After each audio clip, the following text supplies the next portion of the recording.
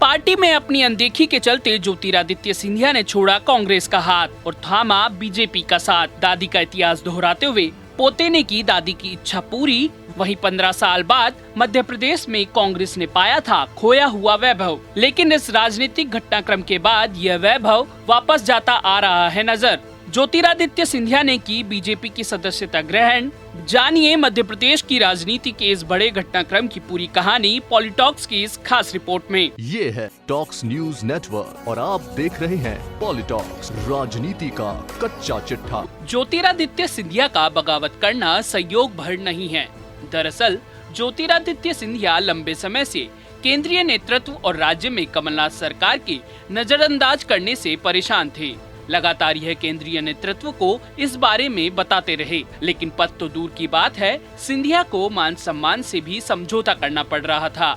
9 मार्च को जब ज्योतिरादित्य सिंधिया ने कांग्रेस से आखिर बगावत कर दी, तो उससे करीब 1 महीने पहले से ज्योतिरादित्य सिंधिया और बीजेपी के बड़े नेता आपस में संपर्क में थे।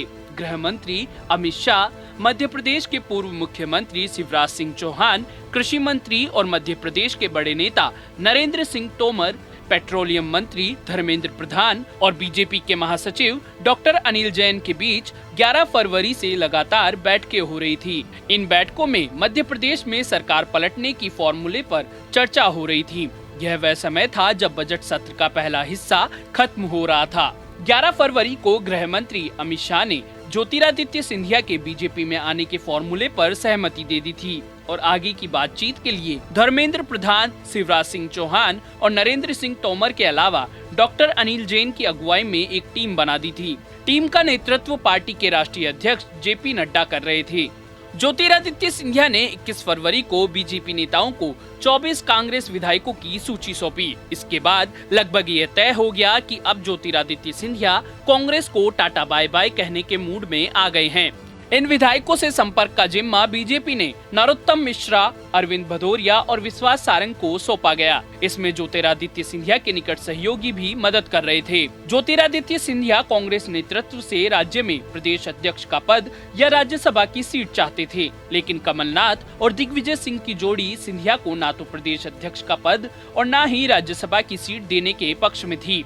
ज्योतिरादित्य सिंधिया कमलनाथ और दिग्विजय सिंह की इस मंशा को कुछ समझ गए थे, इसलिए ज्योतिरादित्य सिंधिया कांग्रेस को छोड़कर बीजेपी का दामन थामने का मन भी बना चुके थे और इसके लिए 5 मार्च की तारीख भी तय हो गई थी। बीजेपी नेता नरोत्तम मिश्रा और भूपेंद्र सिंह तमाम कांग्रेस विधायकों को लेकर गुड़गांव पहुंचने लगे थे। यह कांग्रेस विधायक ज्योतिरादित्य सिंधिया खेमे के थे। इनमें एंदल सिंह कसाना, जसवंत जाटव, मुन्नालाल गोयल, रघुराज सिंह कसाना, गिरिराज दंडोतिया, इमरती देवी, प्रद्युमन सिंह तोमर शामिल थे। इनके साथ ही बीएसपी के रामबाई और संजीव सिंह के अलावा समाजवादी पार्टी के राजेश शुक्ला उर्फ बबलू और निर्दलीय विधायक सुरेंद्र सिंह शेरा भी शामिल थे।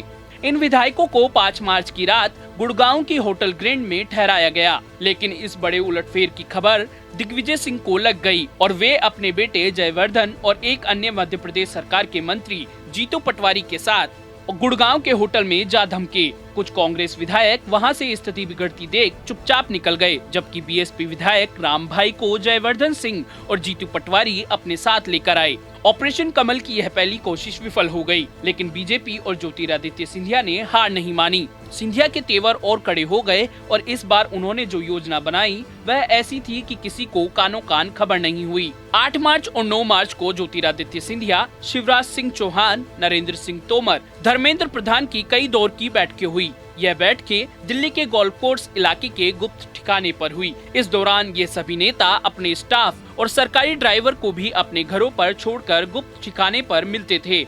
8 मार्च की बैठक में ज्योतिरादित्य सिंधिया को राज्यसभा में भेजे जाने की सहमति बन गई। इसके बाद 8 मार्च की रात को भिंड, ग्वालियर और मुरैना के सिंधिया खेमे के विधायकों को दिल्ली लाने का ऑपरेशन शुरू हुआ। फिर जब दोबारा ऑपरेशन कमल शुरू हुआ तो 3 विधायकों प्रद्युमन सिंह तोमर, जो कि मध्य प्रदेश सरकार में मंत्री भी हैं, ओपीएस भदौरिया को ग्वालियर के जयविलास पैलेस से सबसे पहले अपने साथ लिया गया। इस ऑपरेशन में नरोत्तम मिश्रा ने अहम भूमिका निभाई।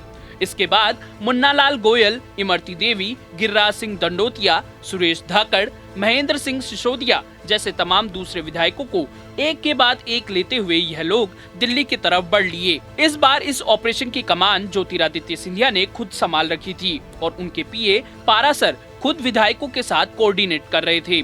8 मार्च के ऑपरेशन की कानो कान खबर किसी को नहीं हुई। सुबह 4 बजे के आसपास सिंधिया खेमे के 17 विधायक पलवल के पास एक रिसोर्ट में शिफ्ट कराए गए। खुद ज्योतिरादित्य सिंधिया सुबह 5 बजे इन विधायकों से मिलने उस रिसोर्ट में पहुंचे। सिंधिया ने अपने खेमे के विधायकों के साथ 2 घंटे लंबी चर्चा की। उन्होंने अपने कट्टर विधायकों की काउंसलिंग की, उन्हें समझाया कि क्यों इस सरकार से बाहर निकलना है और कमलनाथ की सरकार को गिराना जरूरी है। आखिरकार सभी विधायक सिंधिया के साथ अपने नेता के साथ खड़े हो गए।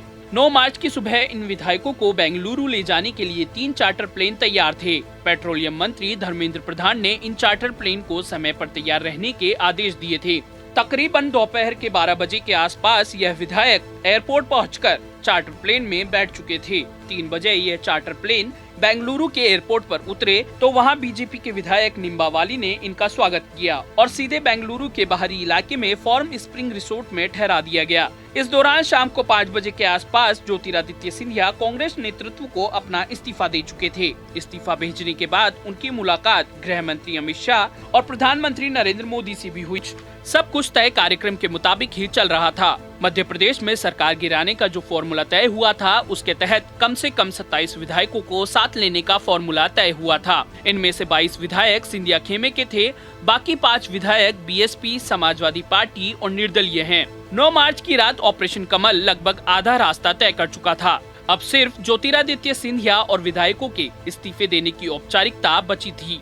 10 मार्च का दिन खास तौर पर ज्योतिरादित्य सिंधिया ने इसलिए चुना क्योंकि इस दिन 75 साल पहले उनके पिता माधवराज सिंधिया का जन्म हुआ था। 10 मार्च की सुबह ज्योतिरादित्य सिंधिया ने गृह मंत्री अमित शाह के साथ प्रधानमंत्री नरेंद्र मोदी से मुलाकात की और उसके बाद तय कार्यक्रम के मुताबिक बेंगलुरु में मौजूद सिंधिया खेमे के 19 विधायकों ने भी इस्तीफा दे दिया। बाद में सिंधिया खेमे के 3 और विधायकों ने भी विधानसभा अध्यक्ष को अपने इस्तीफे भेज दिए। तो इस तरह ऑपरेशन कमल अपने अंजाम तक पहुंचता हुआ दिखाई देने लगा। बीजेपी की ओर से ज्योतिरादित्य सिंधिया को राज्यसभा में भेजा जाएगा। इसके साथ ही मध्य प्रदेश में कमलनाथ सरकार बहुमत के अभाव में गिर जाएगी और बीजेपी एक बार फिर से मध्य प्रदेश की सत्ता में काबिज होगी। मध्य प्रदेश की राजनीति में इतनी बड़ी राजनीतिक उथल-पुथल सालों बाद हुई है। पॉलिटॉक्स ब्यूरो, मध्य प्रदेश। ये है टॉक्स न्यूज नेटवर्क और आप देख रहे हैं पॉलिटॉक्स, राजनीति का कच्चा चिट्ठा।